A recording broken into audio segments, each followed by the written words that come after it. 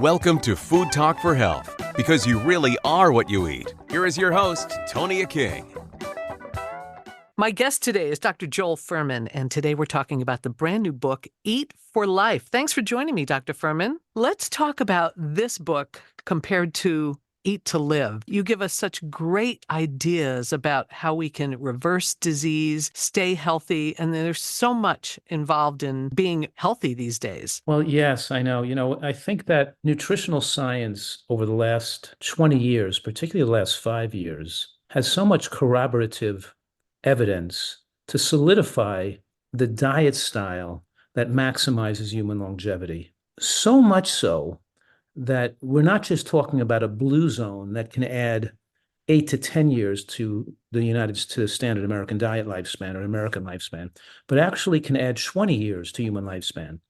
So I'm making this radical claim right now. I'm saying instead of the bell-shaped curve centering around 76 for males and 78 for females, or let's say a little under 80 years old, we can actually push the bell so the average lifespan hits between 95 and 105 years old, around 100 years old, using the most modern scientific research. And of course, my 40 years of working as a specialist in nutritional medicine. Absolutely. And taking people with serious illnesses and advanced disease and having them recover, make complete recoveries, and then follow it up with a lengthened lifespan from people who used to be sick. And we're talking about, my most recent book, Eat for Life, discussing that these people who had serious diseases like very bad heart disease, or even some people with lymphoma or ovarian cancer, or, we were talking about people who are really seriously ill, making complete recoveries and then living to be over 95 years old after their recoveries from advanced heart disease, after getting rid of their diabetes. So we're talking about the ability to reverse disease, extend human lifespan, enable people the opportunity to reverse rheumatoid arthritis and psoriasis and multiple sclerosis and diabetes and high blood pressure. And so I go into that in the book with, like, at every chapter, I give cases of disease reversal at the beginning and end of each chapter, documenting all the scientific evidence that's accumulated over the last decade to the effect of diet to prevent cancer and to extend human lifespan. And it all comes down to food as medicine, doesn't it? Absolutely. We're talking here about a Nutritarian diet. And you coined that term, didn't you? Nutritarian? Yes. I wanted to describe a diet style that maximizes nutrients for humans, highlights the foods with the most powerful anti-cancer effects, and then also looks to identify the suboptimal or misses that could be optimized with the judicious use of supplements to facilitate that ability to live longer with full brain function in later life. I remember in speaking with you the last time, berries, onions, mushrooms, your whole suggestion of eating those things for keeping us healthy. Yes, the Nutritarian diet uses that an acronym GBOMS. That's what it is. Yes, which stands for greens, beans, onions, mushrooms, berries, and seeds, highlighting those 6 foods with the most scientifically documented evidence to prevent cancer. So when you use like one food, like you add mushrooms to your diet, you see people who use mushrooms have a dramatic low risk of cancer. For example, even 10 grams of mushrooms a day in one major study showed a 64% lower risk of breast cancer just from the mushrooms, not through anything else. And then, for example, we're talking about 50% reduction from using green cruciferous vegetables, and onions every day, a 50 to 88% reduction in various cancers, depending on the type of cancer.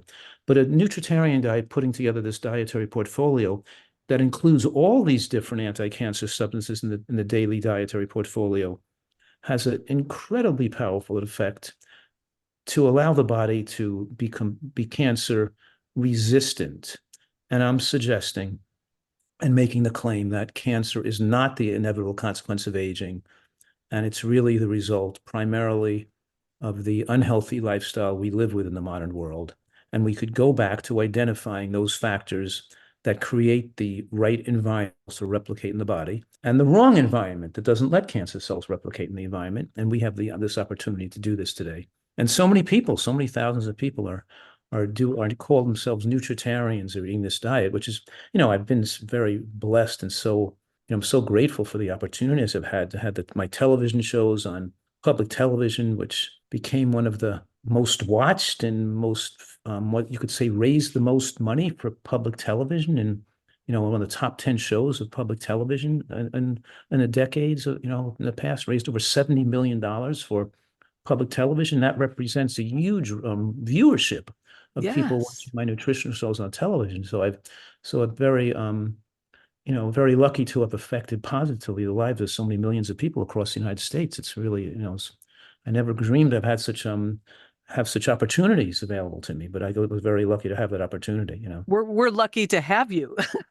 I wonder if some people think that it's not possible if they're really sick. Like, what is there a time frame that somebody can actually look forward to maybe reverse some of their illness once they start the nutritarian diet? Yeah, that is a very difficult question because look, I've taken care of so many people with advanced conditions and seen them reverse. And I'd say 70% of the people with diabetes get rid of their diabetes even within the first month of doing the program. I have a retreat here in San Diego where people come here for a month or two and they stay with me, and they're for me to take them off their medications and get rid of their high blood pressure and diabetes and have them lose weight. It's remarkable how fast they get well.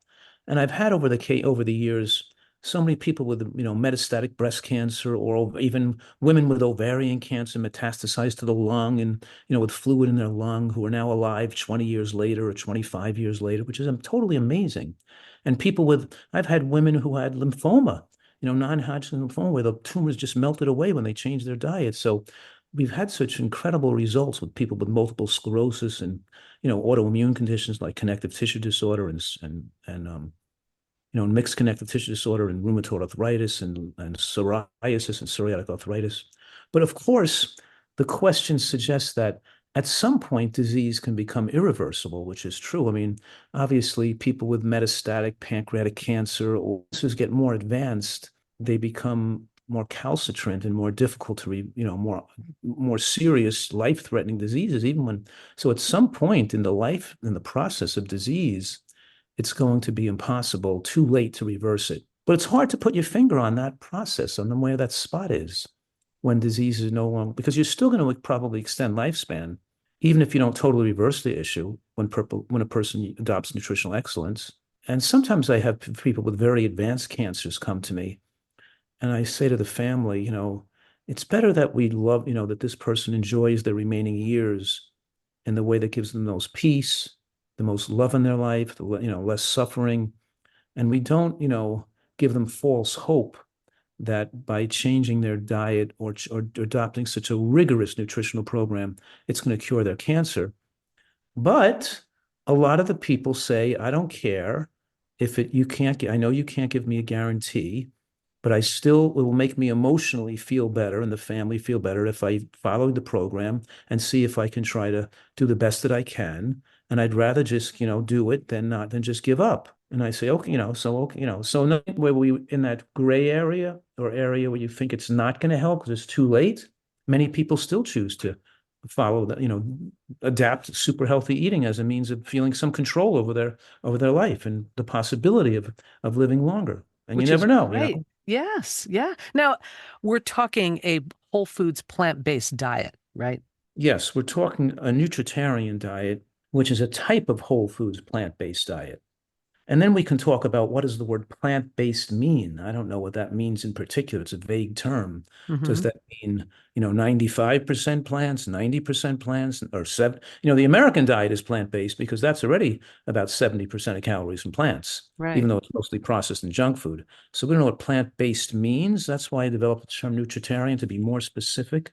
And yes, you can do a nutritarian diet with a diet that's 100% vegan, and also you can do one that a person occasionally eats a small amount of animal products, like around 5% or less. You can still be considered a nutritarian. So you person could use an animal product as a condiment or a special occasion thing, but predominantly they're not only eating plants, but they're eating these plants that when possible organic, and also paying attention to completeness. and you could say the lack of certain nutrients in a total plant-based diets, that these certain nutrients that are more easily achieved when you include animal products in the diet. So those things are supplemented conservatively. We're talking about predominantly B12, zinc, and DHA are the three probably most important, but there's probably six in general when you include iodine, K2, vitamin D, which vitamin D is the sunshine vitamin. You don't need to be, you're not getting it from animal products anyway, but still a lot of people aren't getting the optimized vitamin D level. But most critical to this plant-based way of thinking is that we're trying to optimize these bioactive compounds or phytochemicals that slow aging, activate immune function, and prevent cancer, while at the same time maintaining an optimized omega-3 index, which is linked to the size of the brain with aging, whereas higher numbers, we're saying above 5 or above 6, are linked to maintenance of brain size, whereas lower numbers, 1, 2, 3, even 4, could be linked to more shrinkage of the brain, which we're looking to obviously retard or prevent that, because it wouldn't matter that much if a person is going to die at the age of 75 to 80 years old, like most Americans do. But if you're really going to live to be 95 to 105 or 98 years old, you don't want to spend the last 10 years of your life between 90 years old and 100 without your full mental faculties. So we want to pay careful attention to maintaining this omega-3 level, omega-3 index favorable. So when we do live a longer life, we have our full mental faculties in our later years. And that's another critical feature of a nutritarian diet, to know your omega-3 index, which is a blood test. If you don't know your omega-3 index and you're on a plant-based diet, then you're taking a risk with your later life neurologic health. So omega-3s makes me think of salmon and seafood and whatnot. Seafood is not part of the nutritarian diet, right? Well, we're very careful with the use of animal products. If a person is using them, they're using them in very small amounts, not to be able to glean sufficient nutrients from as a major contributor of the diet. The problem with the seafood and why we're not recommending seafood be a major, rather you're using a supplement, like an algae-based supplement, is because there's for a few reasons. Number one, there's dumping of plastics in the ocean at the, we're talking about, thousands of tons an hour Right. off coastal waterways, and you have it turns into microplastic particles that get ingested by seafood. And those things are carcinogenic. And the average American is carrying around a credit card amount of plastic scattered throughout their body in the form of microplastic. We used to think that the big predatory fish like tuna and swordfish have the most mercury and toxic metals in them, and PCBs because they eat the smaller fish and concentrate those toxins in their body. But now we know that the smaller fish are full of even sardines. Like when you eat a sardine, you're eating the digestive tract of the fish, which is full with garbage and plastic that you're putting in your body. And so these smaller fish off the coastal continental shelves are particularly polluted. And then with agricultural runoff, there's so much algae bloom and algae overgrowth leading to BMAA, a toxic compound that's also in fish that's linked to Parkinson's disease and ALS. But the most ALS cases occur in areas and people who live in their lakes and also with agricultural runoff, but also coastal waterways where people are consuming shellfish and bivalves. Let me say that one more time. That shellfish and bivalves are clams, mussels, scallops, and oysters. And then the shellfish, the lobster and the crab, and the bivalves, the clams and the oysters and the mussels, can have 50 times the amount of BMAA compared to deep water fish, because the toxins from the algae settles down, and these are bottom feeders. So we're talking about the foods that used to be considered a reasonable supplement to the human diet, with zinc and DHA and excellent foods, are now become some of the most toxic foods that humans can consumed, and linked in scientific studies, as a cause of or associated with ALS and other neurologic diseases like the Parkinson's dementia syndrome. That is definitely something to pay attention to. We're talking with Dr. Joel Fuhrman about the brand new book, Eat for Life. I love the fact that you have some recipes in the back of this book. You want to share one or two with us? Yeah, that's the thing, is that people will listen to this information and they'll say, oh, that's great, but I'd rather eat healthfully and enjoy my life more. or I'd rather live a shorter life and get more pleasure from eating. And it's completely a rationalization that an addict makes, because your taste buds adapt, and your taste buds actually get stronger when you don't overly salt it and overly sweeten it and are not used to eating so much sweets. Your taste buds first taste sugar on foods. And the recipes that we've developed and that people can learn in practice and in reality, people like eating this way just as much or more than their old diet. You're not getting less pleasure from eating a diet that's making you live longer. You're not getting more pleasure by eating ice cream and French fries and hot dogs and things and bacon that shorten your lifespan. So us Nutritarians are enjoying our life more, not less, and we're enjoying our life, be able to maintain our mental and physical capacities in later years, and have more, and be able to have a play span where we can still enjoy physical activities and sports and things in our later years. We don't have to give up living and being active. So yes, the recipes are fantastic and taste delicious, but with the caveat, be able to strengthen your taste muscle and get used to eating this way, because people like what they get used to eating. And sure, temporarily, you're going to think your old diet, what you're used to, is going to taste better than this super healthy way of eating. But over time, that's going to change, and you're going to like this diet just as much or more. So since we're having people eat a salad every day and a lot of vegetable dishes and vegetable woks with onions and mushrooms and snow pea pods and cabbage, and so we want to make good sauces and things, good ways to cook and flavor vegetables, like a Thai curry sauce or salad dressings. So some of my favorite salad dressings, one is such a simple, I just like to peel a navel orange and to mix it with blood orange vinegar, some cashews and hemp seeds, and a little squeeze of lemon to make an orange cashew salad dressing. Then I'll take sesame seeds, the raw unhulled sesame seeds, and I'll toast them in a pan until they start to smoke a little bit to bring out the flavor. And I'll blend some of those toasted sesame seeds in, and I'll leave some on the side to sprinkle on top of the salad. Maybe put some mandarin orange wedges or frozen strawberries sliced in the salad. So I have the salad with actually has like this orange cashew dressing, one of my favorites.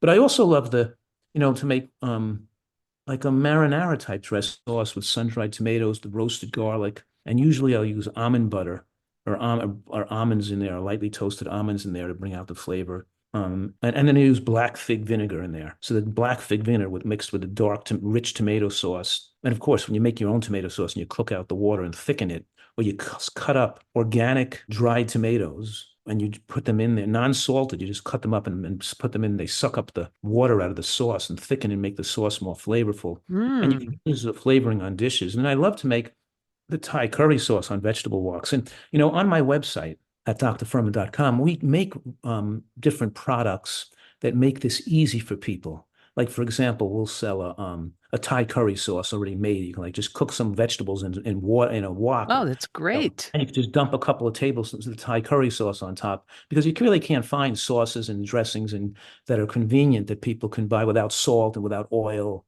and with all sugar and without, with all these stuff added to it. And the only thing we'll use for sweetening is a little date in it. So we use no sugar.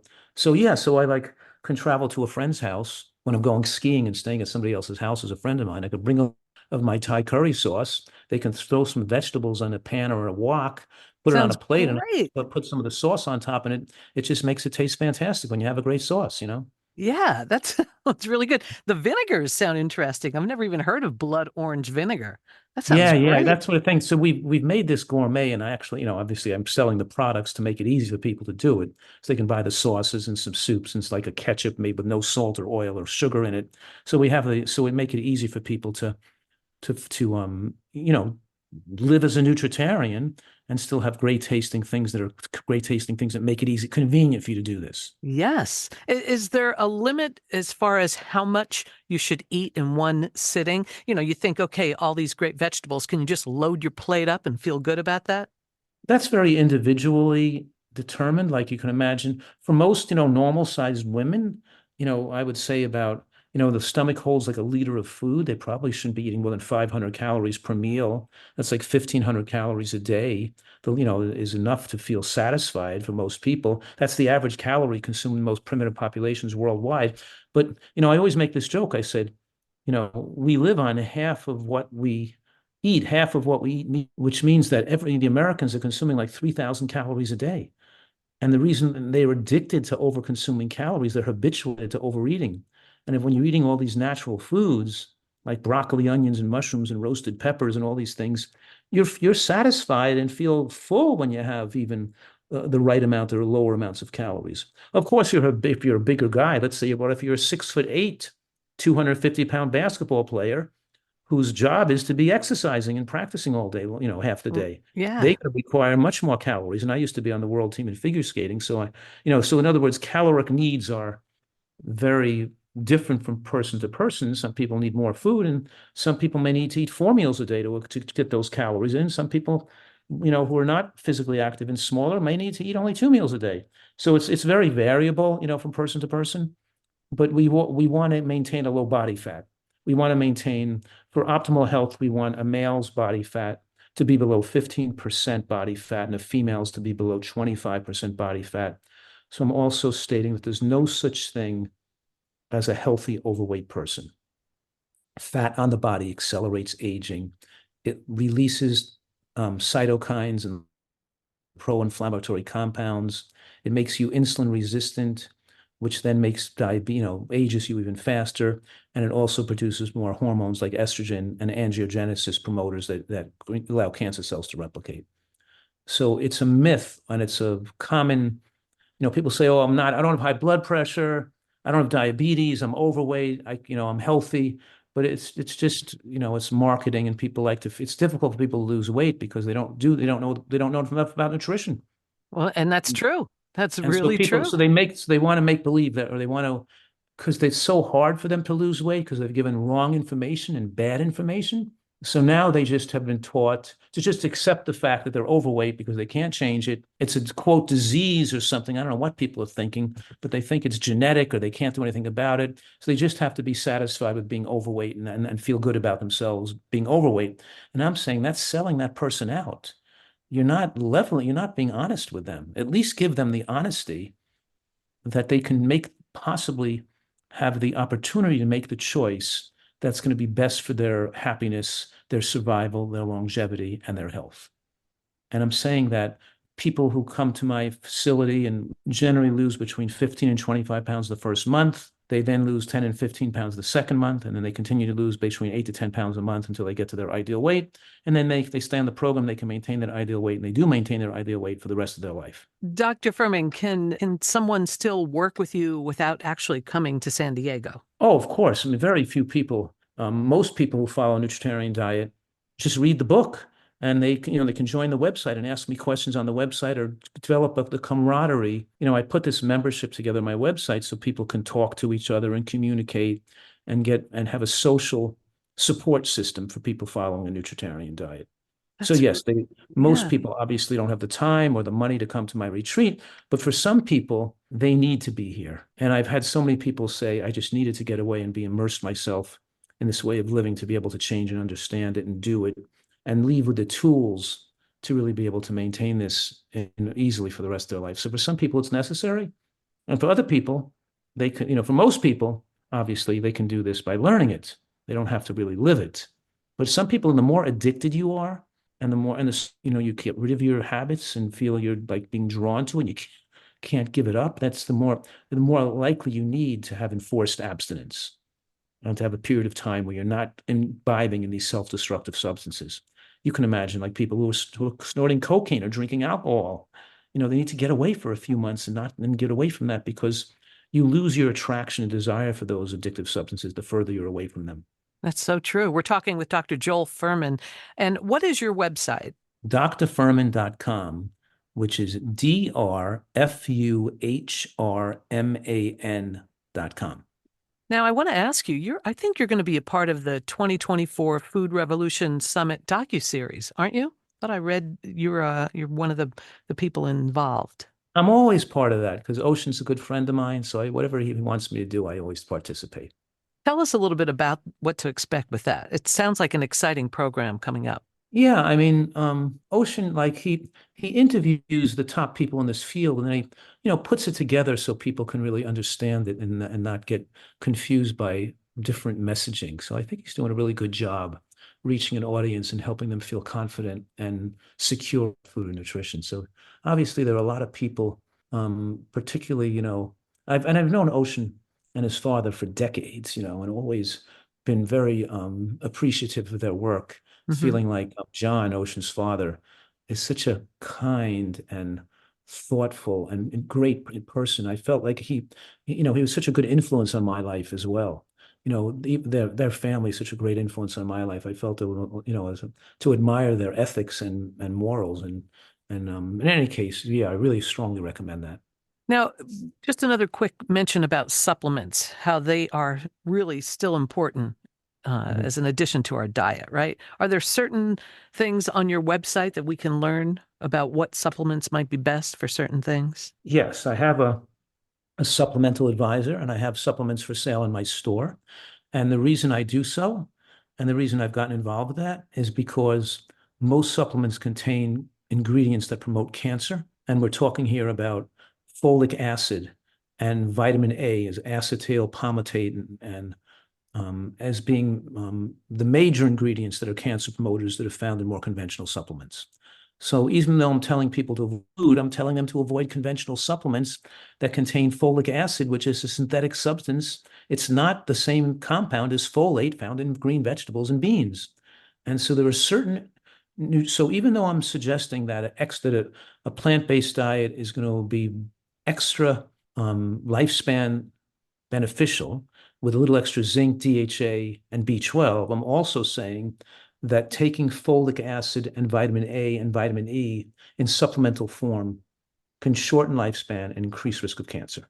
So yes, I'm giving supplemental recommendations to avoid certain supplements and to utilize other supplements. So we're talking about the conservative use of supplementation and doing it smartly with just looking at because when we eat plant foods, the phytic acids or the phytates bind zinc. So even though plant foods contain zinc, the absorption of zinc from plant foods is inhibited by about half.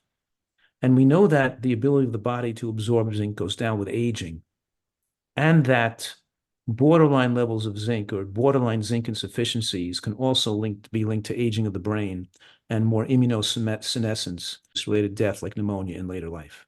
So supplementing with zinc, especially as we age, is particularly important. But I'm saying it's equally important not to supplement with other things that people are generally taking in cheap multivitamins. So yes, the supplemental information is another important part of this program to understand these concepts. It sounds like your website is definitely full of a lot of information that can help a lot of people. We're talking with Dr. Joel Fuhrman. His brand new book, Eat for Life, Eat to Live, did great as well. Yeah, isn't that amazing? Eat to Live's like sold over 3 million copies. It was on the New York Times. I think it was number one in the self-help books on the New York Times bestseller list for over a year. So yeah, that was my most successful book is Eat to Live. That's why we call it the Eat to Live Retreat. But I've written 7 New York Times best-selling books, which is very exciting for me to have so many people read my books, obviously. And Yeah. a major part of my career has been sitting at my desk writing books, that are very heavily referenced. But now I'm at a part in my life where I'm older and I'm not writing books anymore. So I'm trying to spend more time exercising, skiing, playing tennis, sleeping, hiking, I mean. Well, I always appreciate you giving me some time to chat. Dr. Joel Fuhrman, the website, drfuhrman.com. Thanks again for all of your great information and work and trying to help people stay healthy and get healthy. Thank you, Tonia. Thanks for the work you're doing too. This is a lot of fun. You've been listening to Food Talk for Health with Tonia King. Thanks for joining us. Eat well to be well.